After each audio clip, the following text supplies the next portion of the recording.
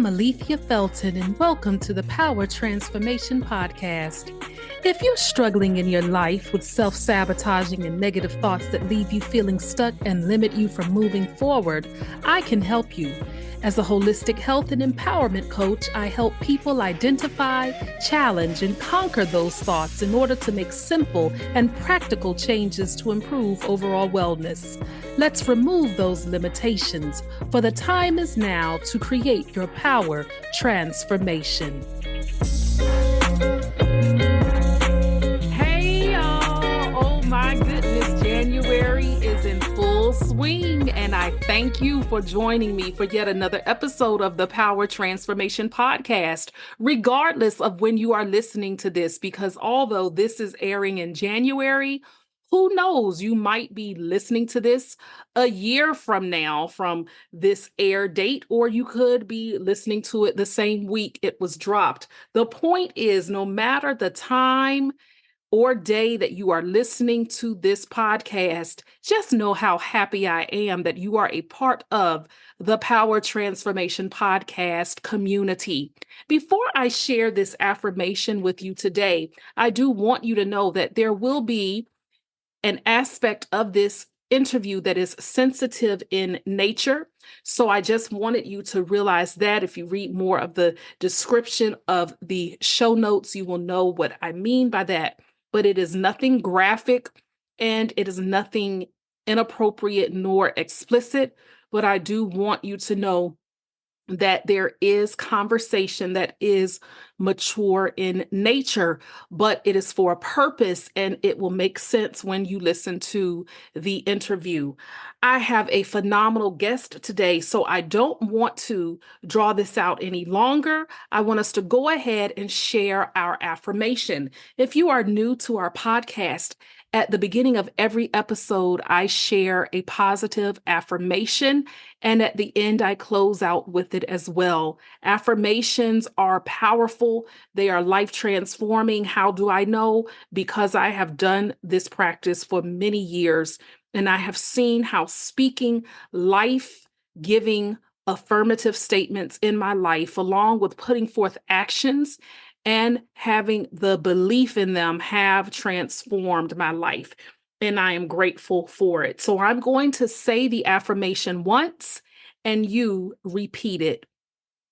My life has meaning, value, significance, and purpose. I am so happy to have this phenomenal guest. And he told me not to say that he was this amazing extraordinaire, but I'm going to say it anyway. He is an amazing extraordinaire, Dr. Keith McNally, podcast host, life coach, guru, just a lot of different things. The ultimate people connector. That's what I have to also say. The ultimate people connector. He is just an amazing person. And what he's going to talk about today will definitely transform your life. So hi, Dr. K, as I call you. Hi, Dr. K. Alethea, thank you so much. I hope I can live up to everything that you just said. And so my goal today is to do just that, is to live up to all that. But some of those things come more natural than others. And so Yes. we'll see what happens. Yes, we will. And I'm just so honored to have you here. I'll save more of my thoughts near the end, but have to definitely give him more shout outs and accolades near the end. But let's jump right on into this. This subject matter today is very, very powerful, and I know it will help a lot of different people. I met Dr. K a few months ago through my longtime friend, business coach, etc. And just meeting him has been a true joy in my life. But Dr. K, I want to start off with a question, just a random question that I ask all of my guests, just to kind of get to know you a bit more. You never know which question I'm going to ask, but this is the question for you today. All right, Dr. K, my question is, if you had the opportunity to actually travel anywhere in the world by yourself, not with anybody else, but travel anywhere in the world by yourself, where would it not be and why? See, I flipped it around. So, where wouldn't you travel? Where wouldn't you want to go? And tell me why. So, questions first. And so, granted, because I branded myself the question guy and I've Mhm. got the question guy podcast. So, we're talking about the Earth, the globe, that space, not in particular anywhere else. So that's the beauty of this question, is that I don't limit you to So, I any could use type my of imagination. yes, you may. That's why I like asking these questions. So, yes, the honest question is, where would you not want to Go. travel and why? So let's take a, I want to take a closer look at that because I have this thing about time traveling to the past Ooh. only to find origins of things. And like, so for example, who baked the first loaf of bread? You know, when did that actually occur? And why was that so significant? Because now we see bread as a common thing, you know. Mhm, When was the first time the first person tasted whatever? You know, what uh-huh, was that experience like? I want to know first. mhm, So if that is kind of my thought, mhm. my thinking model, I don't want to go to the future at any point in time. Like Oh, 5 years down the road, 10 years down the road, whatever that looked like, whatever that future, only because it's going to happen. I want to mm, know about how things started. You know, I would love to be, you know, we call it the Big Bang. You know I probably yeah, couldn't exist in that space, but how did things really start? You know, uh-huh, Adam and Eve. Why did Adam first, you know, name all the, you know, in scripture, uh-huh, name all the animals as he did? You know, what was the first things and how did we evolve from there? I think is because I'm all about narrative and story. yeah. And so I kind of want to know how things kind of started, began, and then how they evolved and how I experience things now because of that transformation. Oh, I absolutely love that. You answered that in a way that I never would have been able to. And I loved that way of thinking. That is very enlightening and intriguing. But I also chuckled at now I'm curious, like, who did bake the first loaf of bread? I'm curious now. Like, Now, what happened? well, you know, was it the Pilgrims or was it, you know, way back? You know, Yeah, we got to figure like that out. who said it? Who actually did it and said, "Hmm, I could be onto something. This actually tastes pretty great," you know? So I like that. And the other question that I have for you now, this is a standard question that I ask all of my guests, but who is Dr. Keith McNally? That's too complex for for the time that we have here. How about you just summarize it into maybe a 60 to 90-second spiel? I am a person on a journey. I am a person on a healing journey. I am an author, podcast host, and you called me a life coach. I don't know if I'm specifically a life coach, but I am a coach of those who are trying to survive past a suicide attempt. And so, really quick, made two suicide attempts in the past 10 years as of this recording date. And since COVID, my life has been and being transformed because of many variables. But the transformation process is this. It's one conversation at a time. It's learning about somebody else. And then in turn, I get to learn more about me. As somebody becomes vulnerable in the conversation, it allows me to become vulnerable in the conversation, thus evolving my personal self. From that, I created 4 different podcasts. I wrote a book. I know you may or may not get into it, but now that I'm comfortable with my own story, I make other people, or I help other people, I shouldn't say I make, I help other people become comfortable with their own story. And so, with all of that, I think the narrative, like I said before in your first question, is the most powerful thing that we have. And it connects all of us together and it allows us to evolve and understand ourselves, especially me, much, much better than we did if we were Mhm. just to robotically or automatically, live life as we should through expectation, Mhm. whatever our role is, parent, child, employee, entrepreneur, whatever those specific roles are, we could easily step into them. But without there being us being in that space, in that place, and allowing ourselves to be who we are, we live without meaning, purpose, and value. Mm, I like that. So, this is how I want to start our questioning to kind of segue into everything you've just said in terms of part of your mission in life. But let me kind of do some backwards questioning because I am going to get you to kind of highlight aspects of your story. But what I want to ask is, what is the importance of a person sharing their story? Why is that significant? It's significant because it is who we are. Our stories begin at birth, but we typically are unaware, and I like that word, unaware Mm, of what that story is because we are either in a process of absorbing everything around us. So from 0 to 7 or 8, whatever that age, we're really kind of framing and forming ourselves from all of our interactions. From there, we kind of are established in who we are. And again, this is more science than theory, or fact. We start living out our lives, but then we are living out our lives from a perspective of, okay, well, this is my expectation. I'm going to school. I do school stuff. mhm, Uh, at a certain point, my expectation is to make friends and be a friend and do all those other expectation things. And then when we start tapping into who we are, I'm a dad, but what does that really mean? I'm a dad twice over. I've got a son and a daughter.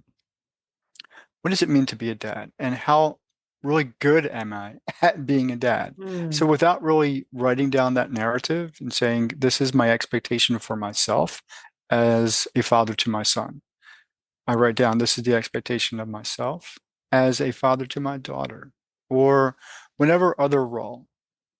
Move it into podcast hosting. I want to make that experience, that story, that presence, that time so empowering. Even in this space, and I'm the guest here, I would love to have this as an empowering opportunity for you to grow as a mhm, host, and me to grow as a guest. And how do we do that? We do that through our stories. We're going to ask questions. We're going to dive deeper into our psyches, our mhm, emotions, our space. You may even make me cry. I don't know. mm, Um, mhm. in two of my podcasts, two people cried. Two guests cried, and then on one of my podcasts, I cried.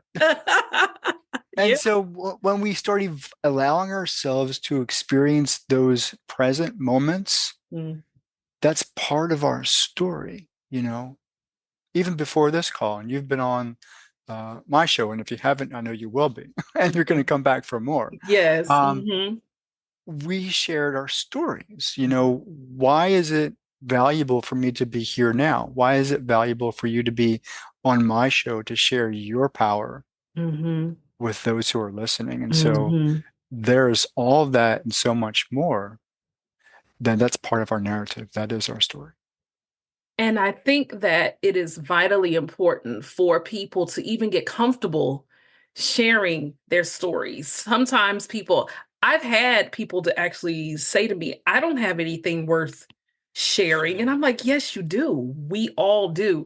And just as a little aside, I have had at least two guests that I can recall who have cried on my show. So we might get into that. But let's take it back some, all right? Be because of the fact life does have its challenges and it can really kick us in our hind parts in a lot of ways. It kicks our butt sometime. And there are times when people want to give up. They don't think life is worth living anymore. And part of your journey is the fact that you have literally survived two failed suicide attempts. Before we talk a little bit about that, kind of take us back. What is it in your story, or when did you get this inclination to say, I want to help others share their story and to know the importance of it? Kind of take us on that journey, take it any which way you want, and just kind of tell us what led you to this point of saying, I want to do this work to help others walk in the fullness of who they are and sharing their story. I'm going to blame COVID.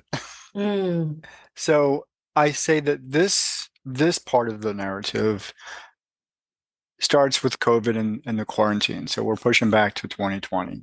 And so that is a life transition for most everybody on the planet. mhm, And it's in that transition, we are isolated and we are quarantined and we're put in our houses and say, you can't interact with people the way you normally did prior to that. So literally there was a pivot. I mean, there's a day that you were interacting with people and there's a day that we're not in the way that we're accustomed to. So the only people I could really interact with is those in my household and those people that I typically know. So I pick up a phone or whatever. But there's the additional list of people on LinkedIn that I'm specifically connected to, but have no idea who they are, other than a core mhm. few of them. For whatever reason, and I can't even put my finger on it just to say, well, let me reach out to these people one at a time and ask them if they would like to have a conversation, just like this. Mhm. Hey, you want to jump on a Zoom call? Now, not everybody said yes, but for those who did, they wanted to tell their story. So we started sharing stories. Basically, I was listening to people because once you ask somebody, tell me about yourself, they're jumping on that. They're jumping on that experience, Mhm. whatever that is. If they're in that space, like you said, if they're ready to share it. And it just so happened that I was connecting with people, jumping on a Zoom call with them who were ready, willing, and able to share their story. And what those stories were the transitions that they were making because COVID slapped them in the face and say, when they woke up and looked at themselves in the mirror, they didn't like what they saw. Mm. Now, it wasn't maybe COVID took something away, money, houses, loved ones, transition, jobs, all that. Or it was the fact that up until then, they had built all of their world. Their world was their career, whatever that was. See, they Uh-huh. made C-suite level, they did all that cool That's stuff. right. Yeah. And all of a sudden, not that that was taken away, but they were thinking all of that accomplishment, all of that success. And when I look at myself in the mirror, that's not who I wanted to become at this point in my life. And so it was from twofold. It was a flip of the coin. So either it was a loss that forced transition, or it was a gut check that said, I wanted to make a better impact in my life. And I think I can do that given that we're shut down. I can literally reform, repackage my life and so, to do that. Hmm. And so it was those stories that I was hearing. It was those stories that were being shared with me. And so I just said, and I didn't really know anything about like podcasting. Uh-huh. I did really Same did. This was here. 2020. Yeah. I just said, can I record this? So I eventually just used the word podcast because that's what the word we use. Hmm. Can I just record this and see where it goes? And so initially, it was a choppy and very very painful start, but more and more people were wanting to share their stories. And so it was in their sharing their stories that I became, that inchworm, just inching along, Hmm. a bit more comfortable, a bit more ability to become vulnerable in Hmm. conversations. And so here we are, transitioning into 2024. And this might not publish until 2024. Hmm. That we're on the tail end of the Hmm. calendar year. Yeah. three and a half, 4 years later, here we are. But I Over, think, go ahead. yeah, but I think it's a beautiful fact that this is going to be published in January of 2024 when we're thinking about a new year where a seed can be planted or a light bulb can be turned on in someone to say, I want to walk worthy in my story this year. And I want to be able to be more confident in sharing my story and to see myself wholly as a person. And again, that's where my holistic wellness coaching comes into play, is that we are whole beings, just not physical beings, but mental, spiritual, emotional, all of that, right? And so I think that the timing of when we're doing this aligns perfectly with how we are transitioning into a new year. And it gives people a different outlook and perspective. Where does your story start, Dr. K, when it comes to you sharing your story and what led to your suicide attempts? Take us back to where you begin the narrative with your story. So it's odd that you keep on saying, well, take us back to this time. And so from the very onset of our conversation, I said, I want to go back to the beginning. Yeah. Um, so what part of my beginning now? Do you want to And so talk about, now we are there. Yes. we're there at my Yes. second suicide attempt? Where are we? No, Where are we in our just story? where you want to start with your narrative. So let's just start briefly here. Let us know, where are you from? What are your origins? Where's your upbringing? Tell us a bit about that. Okay. From Philadelphia. And so, Oh. and I may not sound it because I have transplanted myself. When I was 18, I joined the Marine Corps, United States Marine Corps, stationed, did boot camp in Paris Island, South Carolina, stationed in Camp Lejeune, North Carolina. Um, so grew up in Philly, grew up Roman Catholic and all that kind of Catholic stuff. Mhm. And after I left the Corps, I kind of meandered around for a while, but then went into college. And my alma mater, my original alma mater is East Carolina University in Greenville, North Carolina. So Oh, shout out to yes. Greenville, shout out Uh-huh. to North Carolina. And did my master's and my doctorate. So I'm officially a doctor of education. Um, did my doctorate at the University of Phoenix, Mhm. Arizona. They have an online program. And so I have a series of college degrees that are not necessarily in a straight line Same because my here. my first degree was social work, and so I spent at least a dozen or so years as a mental health professional in North Carolina. Mm. And not to dismiss that profession and its value, hated every minute of it. So Mm. Mm. I needed to find something that was more aligned with me and, quite frankly, made more money. And so I went into IT, got a master's in computer information systems, and That's a then from huge there, shift. it's a huge shift in perspective, right? So actually, it started as a master's in business administration, but then I took a couple of, infrastructure courses that were required under that program. And I said, this is pretty cool. And so I kind of just ran with it. Mhm. Um, and then found myself teaching college courses, adjunct college courses. So adjunct meaning part-time, and really liked the interaction. And to be quite honest, I'm really good at school. So Mm. Mhm. I like the academics of being an academic. So I liked reading and studying and learning and knowing. And my initial intention as a doctor was to be a researcher. Never happened, but either Mhm. way, I still earned the title of doctor, and uh, that was back in 2010. And Mhm. so since then, I've been teaching college courses at different levels: Mhm. adjunct, visiting professor, assistant professor, associate professor. Never did acquire tenure, and now I do work as a technical instructor for an international business solutions company. Still teaching IT in a sense, in that we have robotics process automation tools, basically software that I train our clients and partners to use. Mhm. And so with that, that's kind of my my professional space, my professional background.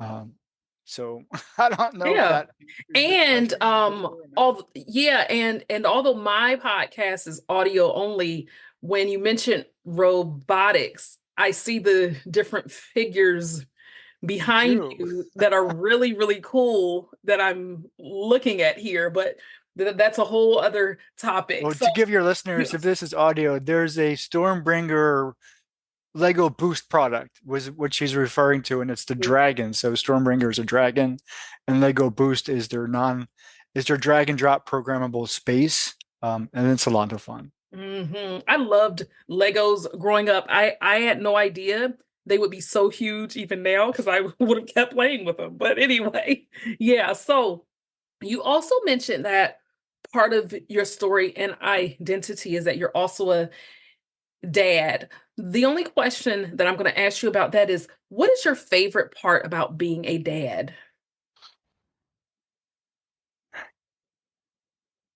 Being a dad is a lot more fun when the kids are small. Hmm. Okay. So I like the younger, not to say that my daughter isn't a whole lot of fun, but she's 13 now, going into 14, going into 21.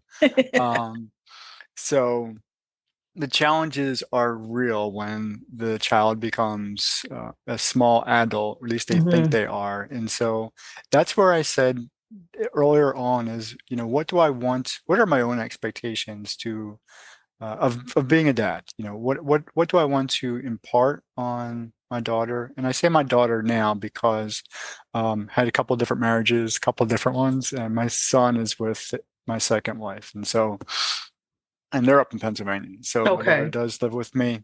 And so with her, it's like, it's a different experience. 13-year-old girl, Hmm. beautiful little girl, and now it's more of, not just nurturer, but very much a protector. Where are you going? Who are you going to be Hmm. with? And all that kind of stuff. But at the Hmm. same time, she does have some specific, challenges. She actually stutters. Okay. So that's always, draws on her, not so much her self-worth, but it frustrates her. And so, I get it. Yeah. so we want to make sure Hmm. that she's getting the right services at school. And then, of course, we Hmm. practice talking at home. And now she's in a space where, friends are more important than mom or dad. And Hmm. so, making sure that she's hanging out with the right friends in the right way, all that. So it's a different dynamic at this stage of the game. And then, not too long ago, she said, Dad, in 4 years, I'm going to be in college. So, Wow. and I'm thinking, girl, hold Yeah. on. Well, she's speeding it up. You gotta Wow. get through high Hmm. school. You gotta finish middle Hmm. school first. We could talk about college in at least 2 more years, please. Hmm. And I'll definitely talk with you offline about that because that's one aspect I didn't know about her. Is that I make no bones about it, but I've stuttered since childhood, and I am a stutterer. I've learned over the years in public places and on the podcast and whatnot, and speaking to hundreds and hundreds of people in workshops and whatnot.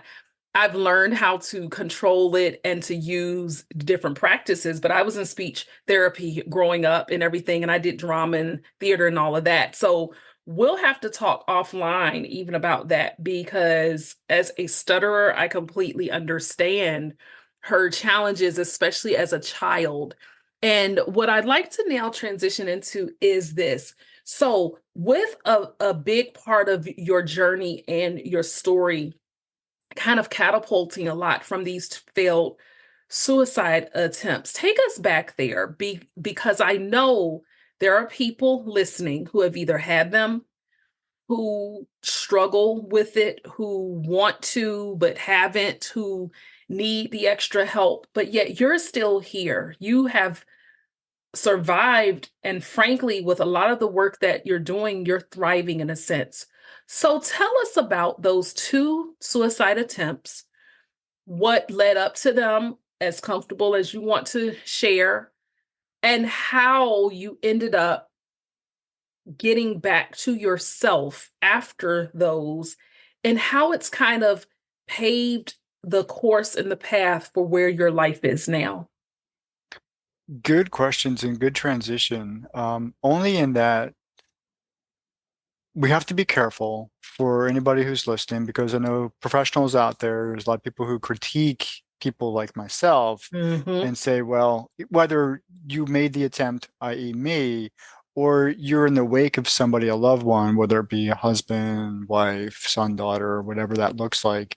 Um, because there's a lot of sensationalism out there. And so, That's okay, well, I'm right. a survivor of, I am a survivor of two suicide attempts and one heart attack. And so, quite Mm-hmm. frankly, I shouldn't be here. There are too many things in my past that say, even my doctors, after my heart attack, and we're talking 2022, so over a year ago, massive heart attack, doctors say you shouldn't even be alive. Okay. But with that being said, how we talk about the details of a suicide attempt are rather left to the imagination versus somebody Mm-hmm. going in and saying, well, Yeah. I put a gun to my head and I was tasting, Yeah. we don't do that anymore. We're not that we do it anyway, And I but wouldn't want it's you to, yeah, right. either. Mm-hmm. So it's really about life imploding. Um, so life can be anything from you know, a spouse leaving or the death of a close loved one for whatever reason, or losing a job. There are different variables, and I've experienced probably most all of them. And so the first one was a spouse leaving and kind of disrupting a whole lot of things in my life. And without the necessary support systems around, uh, life just imploded. It's Mm-hmm. really that simple. The second one, and this is back in 2021, I was unemployed. And so I tend to blame COVID for a lot of different things, for both the good and the bad. I Mm-hmm. was unemployed for 12 months. And that really was very challenging, very difficult. Meaning that, one, monies were drained. And so obviously there was a financial challenge. But and here I am, a doctor, have Mm-hmm. multiple IT certifications, have all kind of credentials, and I'm not able to communicate my value to others apparently in the right way at the right time with the right person. And after 12 months, that kind of weighs on you. That kind of weighs Mm-hmm. a lot. That nobody's finding you valuable. Nobody's finding you valuable enough to say, hey, we think that you're going to be a good fit for us at this point in our, you know, strategic, plan for the future with any particular company.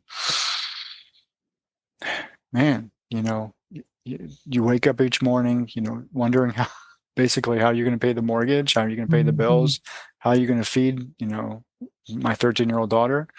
All of that stuff starts weighing and starts pushing you down. And then you start getting, I don't want to say crazy, but things are not good. And so Mm-hmm. because nobody's saying, hey, we love what you do, come work with us. East anything, at least something. I did have to go get a part-time job, temporary, a couple of temp jobs to kind of make things work. But here I was, a college professor. That's pretty cool. I like being a college professor. Now all that's taken away from you. And so what's left is just struggle. And then that struggle becomes disillusionment, trying to find the Mm-hmm. right words. And that then becomes, why am I even waking up in the morning? It does spiral down to that where you are wondering, you know, my only choice, my only choices here are either, die, because I do have a substantial life insurance policy that can kind of provide for whoever's left here, or, go live on the street or whatever that is. And so life is becomes a series of not a good choice here, not the best choice here, not the best choice here. Tell you what, take, not having to breathe again, not having to face those possibilities, Mm-hmm. um, does cause you to take take a wonder of what things are our life is like. And so that's kind of how it happened. Mm-hmm. Those are kind of both the experiences, is that when life implodes and there are no support systems in place, that we find ourselves lonely, desperate, and afraid of anything that's going on in our lives. And so I kind of want to move into how I escaped or how I Go survived ahead. Mm-hmm. that Yes. go on. Mm-hmm. Yes. Mm-hmm. Because when I help people now, I talk about a couple of different things. One is what we're doing now is rescripting your narrative. Mm. So rescripting your story the way you want your story to be told and understood by others. And so up until that point, so this is that pivot point, your story is going in one direction. And a lot of it's because I was not writing my own story. I was, like I said before, earlier in the call, I was allowing life to script my story. I became the titles that I thought were important. I was a dad that was kind of raising my daughter, but without really intention and purpose, just kind of filling in a gap, kind of filling in a space, doing the duties, filling in the expectations, but not really writing the story with purpose, not really writing the story that I wanted to read. Mm. So that's one, is rescript the narrative. Two, you can't do it alone, right? There has to be somebody in the deepest, darkest, when you're in that deep, dark place, I always say there has got to be somebody either holding your hand or holding the flashlight or both. Yeah. Because Uh-huh. you ain't walking out alone. Mm-hmm. It's not possible, because your mind at this point is without a story. It's without value. You don't have any value. You don't have any purpose or intent. You need somebody to hold your hand. There needs to be somebody. And even if you don't know who that is, I sure hope, because even I didn't have that person, but that person came into my life. Mm-hmm. That the shadow does Mitch great. I always shout out, he's my angel. He's now, a friend, but first he was a mentor, he was a coach, and now he's a really good friend. And now he's a kind of a partner, because I bring him to the stage, I bring him to the virtual stage every chance I get. Mm-hmm. You have to rewrite the narrative. You have to have somebody there with you. And then when you can and when you understand, you have to learn how to do a couple of things. You have to learn how to breathe. This is kind of moving you out of the darkness. So you'll see me or hear me do that a lot. Mm-hmm. Breathe in, Yeah. hold it, and breathe out. And so that's really simple, but sometimes even in the darkest places, breathing is not so simple, because we have hyperventilate. At least I do. And so when we learn to think about our breathing, when we learn to control our breathing, and we learn to intentionally breathe. It doesn't Mm-hmm. come easy and it doesn't come quick, but that's the next step, is we have to learn how to allow the body, and you talked about our holistic selves. Mm-hmm. There's a lot to be said that we are all of this, and sometimes we silo it. I'm a body. I exercise. Uh-huh. I am an academic. I think a lot. Still learning to master my emotions. But really, we're all of those at the same time. Now, that's easier said, or it's easier, to conceptualize than it is to put into practice. You've accomplished that. You are a holistic wellness coach. Mm-hmm. I am not, but I have, over the past couple of years, have learned to, sit and breathe, Hmm. sit and focus. I say, in order to move out of the darkness, you got to do at least, once you have your support systems in place, and once you have, reestablished, some kind of semblance of what your narrative is. You got to breathe, you got to write, and you got to speak. And what does that mean? So you do have to breathe. You have to learn to breathe again. And that means you have to learn how to breathe with intent. Now that sounds kind of weird, but when you can actually control your breathing, and so breathing, it feels good. It's sort, yeah, it It feels certainly good. does. It Yeah. feels good to breathe in, hold that, feel the power of the air, and then breathe out. And it puts you in a better space. It relaxes you. It helps you clarify your thinking. And then it actually, I'm not the whole part of the spiritual part. I'm sure it taps into that spirit somewhere. We'll get to there. Hmm. You've got to start writing things down because your mind is still overactive. People are coming out of a suicide attempt. Your mind is all over the place. It doesn't have clarity of thought. So you got to get that energy out. And so pick up a piece, and this is where you've got to do the physical because there's so much energy in your body now. You got to pick up that pen, that pencil, pick up a piece of paper.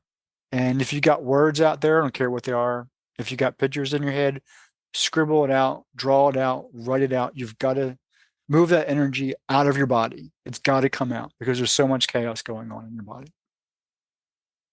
It's number two.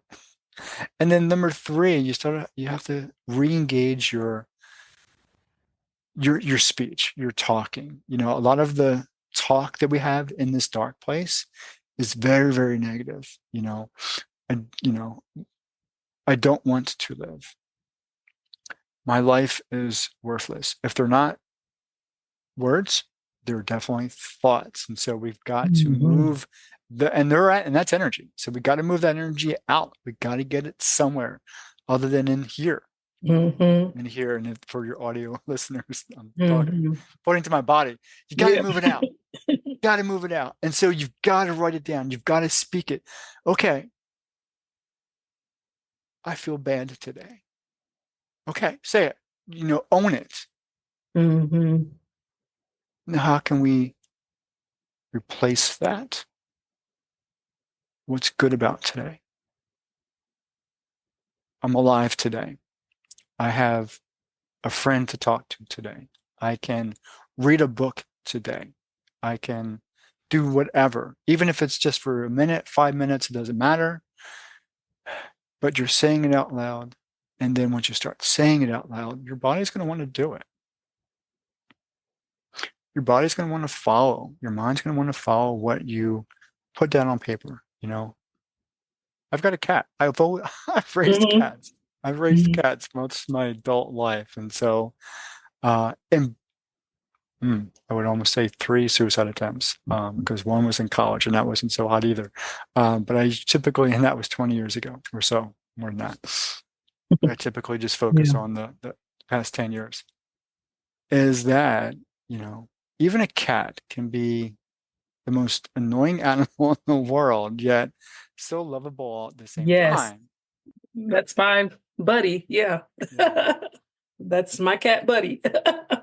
That they're just there and Mhm. they want to be loved. And That's so right. sometimes it's just wanting to love on your cat, love on your dog, Hmm. talk to your fish, talk to whatever is there. Hmm. That's so true. Even in the slightest of objects, or people who even like to garden. I've talked to gardeners who, I mean, just love their plants and love their crops and just absolutely get such life from them. And that is definitely a point. I was going to ask you, what would you say to a person in that dark space? You've already covered it, and I like that. And what I'd like to kind of do now for about these last 10 minutes or so that we have, this was loaded and it was wonderful. And I encourage anybody, if you didn't get all of those steps, go back, listen to this again. But what I want you to do is you are actually preparing for something really big in my eyes. It's a type of race in a sense. I want you to talk to us about that. Tell us the specifics of it, What's it for? How can people help? All of that. Share that and how it connects with what your story is. Really good question.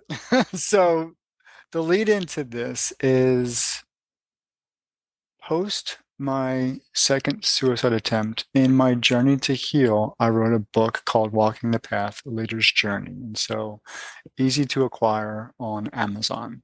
Look for Dr. And Keith say McNally. Walk, say the title, please, again. Walking the Path, A Leader's Journey. And the premise, it's a narrative, it's a fable wrapped in contextual elements. Now, I call it a leader's journey, but it's really a personal transformation journey. So, this young man who is named John wants to basically escape the expectations of what's put on him. And so, even though I never used the word suicide or even attempt to play around with the idea of suicide in the story, Mm-hmm. it's about a young man who needs to find a different life than what's expected of him. So, Mm-hmm. him and his friends live in this valley surrounded by mountains. And so, the idea behind this is that in order to find a new life, you've got to traverse over the mountain. And so the whole story wraps around is how is he going to do that? How is he going to create the courage, build the team, put all the pieces of the puzzle together, meaning that when am I going to do this? How am I going to survive the trip over the mountain? All that kind of stuff. Going into an unknown, going into a world that he has no idea what's to expect. All he knows is that he can't stay here. As a metaphor for, the suicide attempt is you can't stay in that space. You can't survive in that space. You know, you have to recreate the narrative. You've got to build that team of people around you to say, Mm-hmm. okay, Keith, there's more to life out here. You know, we're going to help you find it. So you need a mentor, you need your cheerleaders, you need your team. We need to figure out what your specific purpose is. Where do you find value in life? Those elements are really, really important to live every day. People go up, wake up, go to work, but they don't really understand their own value. They don't really understand their own importance. They don't have a purpose. And those things are stumbling blocks to life. Mm-hmm.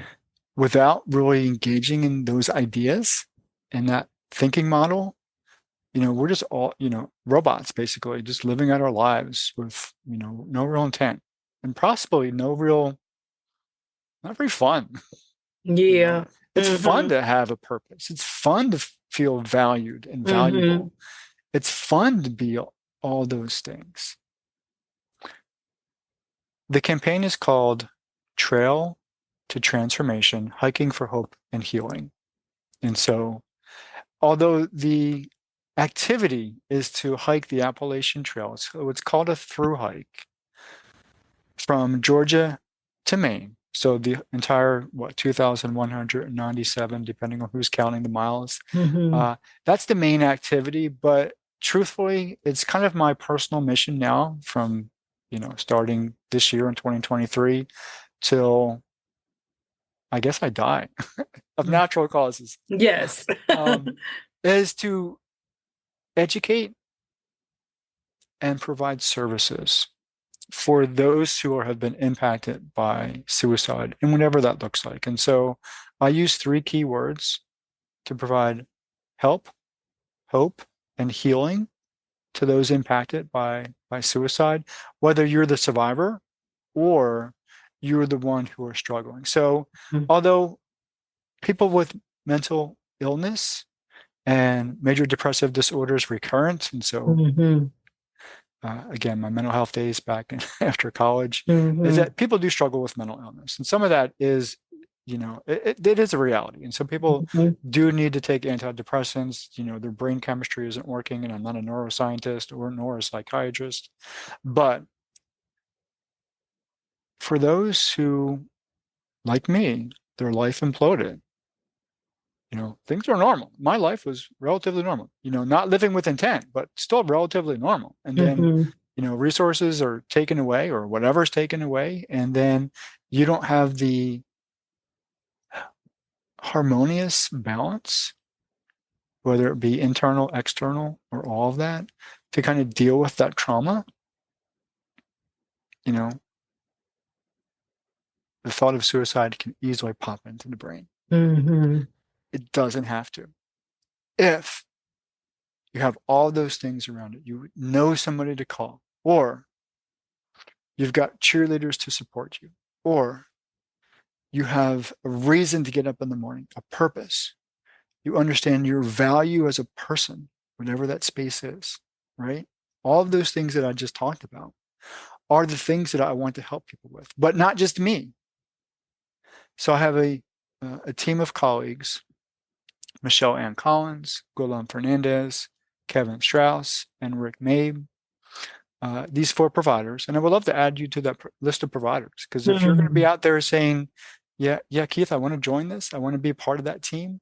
So I'm raising $1 million, and I'm going to raise $1 million as a starting point Yeah. to transform, to make sure that the people out there who need the services but can't pay for them themselves, that there's money out there, there's a pot of money to say, hey, I really like what Alethea has, and I want to tap into that. I just can't afford our coaching services, or I can't do this.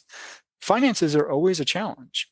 They're always going to be a challenge for Mhm. all of us. But if you know that, for me, it was, I can't pay the mortgage, I can't pay the rent this month. And so where can I go to where I can, just tap into some resources? And I know so that's a story in of itself. We can go there Mhm. too, but I'm not going there right now. And I'm a vet. I'm a veteran. I'm a U.S. veteran. That's And right. I had challenges tapping into resources because, you literally have to prove that you are so destitute, Hmm.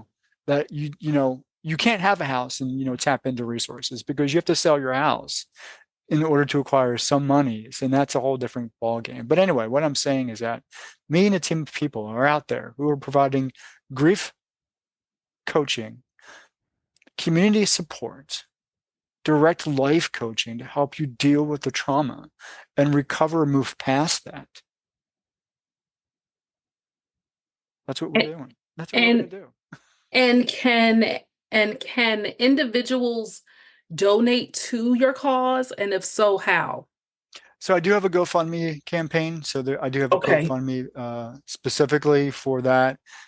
If you want to directly pay into my PayPal account, that's cool. They both really go to the same place eventually. GoFundMe takes out their percentage. Hmm. Um, PayPal takes out their percentage.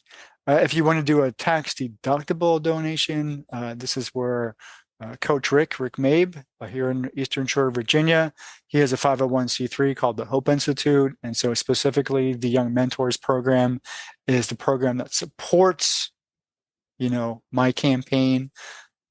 So if you're looking for a tax deductible donation, I will connect you with him. Hmm.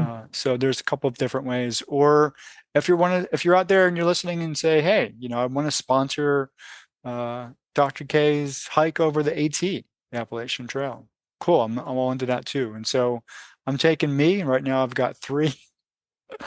I've got at least 3 what they call section hikers. I have to do it. I have to do the whole thing. So if John in my book hiked over the mountain, I can do it too. That's right. And are all of those, is the GoFundMe link, is that somewhere on your LinkedIn page or on a website? Because what I'll do is of course, I'll share them on the show notes, but also later on down the road, I'll actually do a separate post outside of this podcast on all of my social media to help to promote so that people can donate. So I can get Well, all of that well, information. there's 2. There's actually 2. And so there is I could give you the GoFundMe link. Okay. It's still the same thing, Trail to Transformation. Hmm. So there's the GoFundMe link. But you can find all the details around the Trail to Transformation, Hiking for Hope and Healing on walkingthepath.net. And so that's my that's my site. That's Thank not my you. drkeithmcnally.com site. So Mhm. that's my funnel for everything else. But there is specifically the campaign site, Walking the Path, i.e., the book, Mhm. walkingthepath.net. At the very top, you'll see, donate financially, and it'll take you. Perfect. The first one will take you probably to my PayPal. The second one to the GoFundMe page itself. And then as you scroll down, you'll see, insights into what the Appalachian Trail is, if you're not, familiar with that, who the section hikers are, who I am, all that kind of cool stuff. That's a perfect transition because I was going to also ask you is how can people connect with you outside of this podcast? LinkedIn. So walkingthepath.net. Okay. Yes. Walkingthepath.net is good. Of course, you could Okay. always find me, Dr. Keith McNally. It's Dr. Mhm. KeithMcNally.com.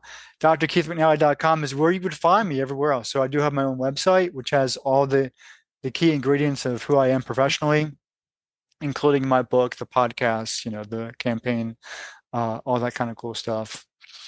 But Roy, if you just want to Mhm. connect, I am on LinkedIn. So LinkedIn is Yes. my place. Mhm.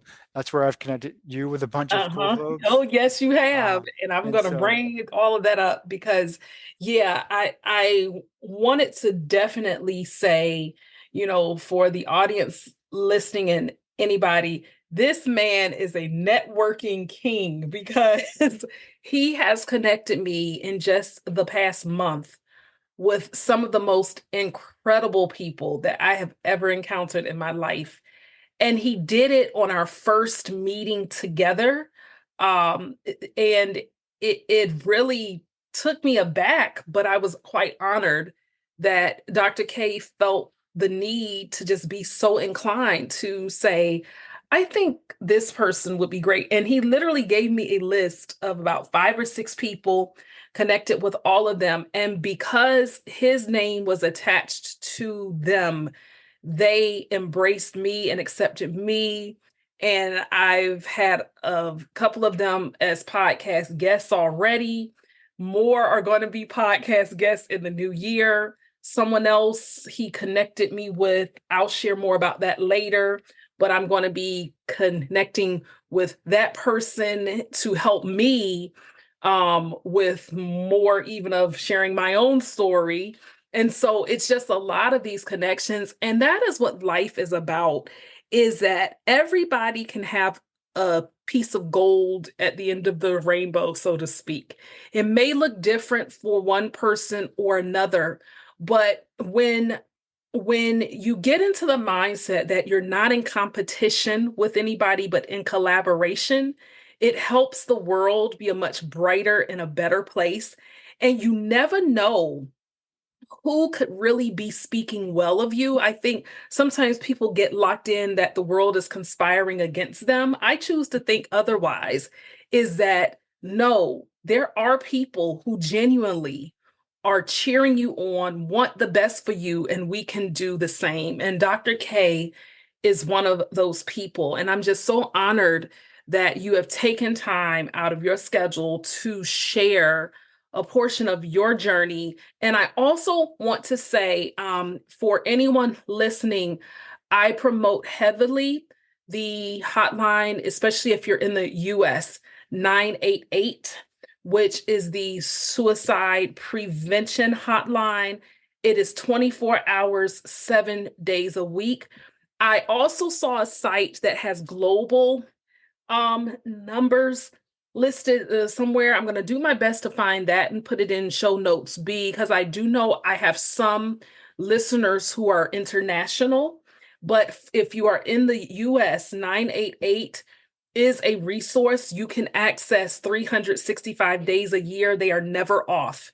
And so if you feel as if all hope is lost, I've shared with you all a past experience I had years ago when I was 21-ish, 22, where I thought all hope was lost and I'm still here. So a lot of people go through these experiences. They're not often talked about a lot in our society until it happens. And then it's like, oh, yeah, they lived with this or they experienced that.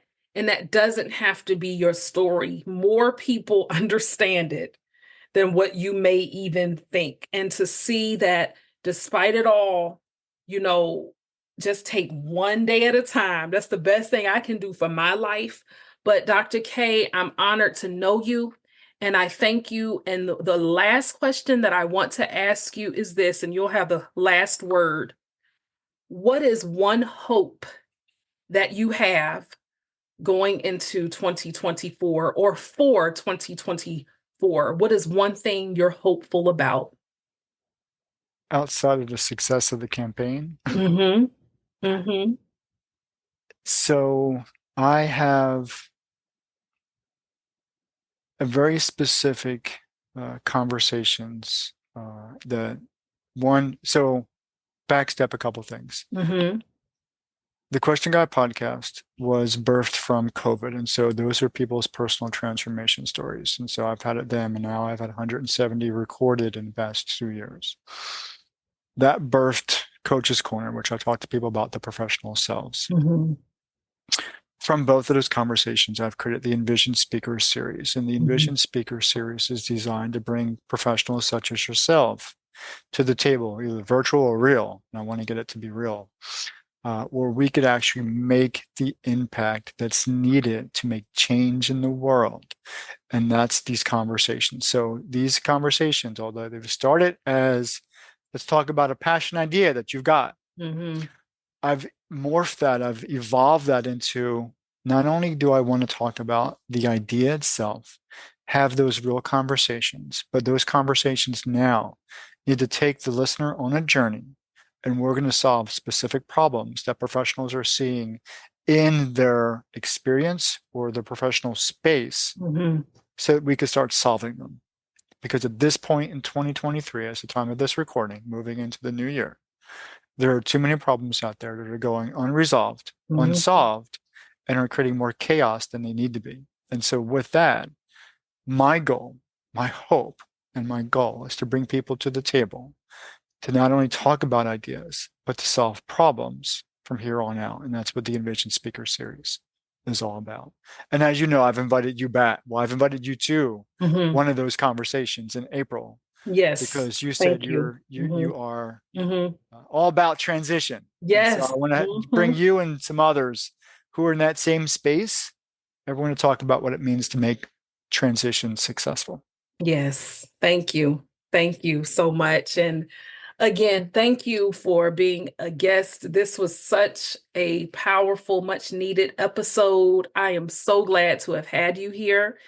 And, you may very well be back on again in the future to even talk more specifically about how to help people share their stories and how a person who may want to can connect with you and you helping them to share their story as well. So thank you so much, Dr. K. Thank you so much for having me. I do appreciate this opportunity to share. And of course, the connections we've made. I'm honored myself. Cool. Oh my goodness. Wasn't Dr. K absolutely phenomenal?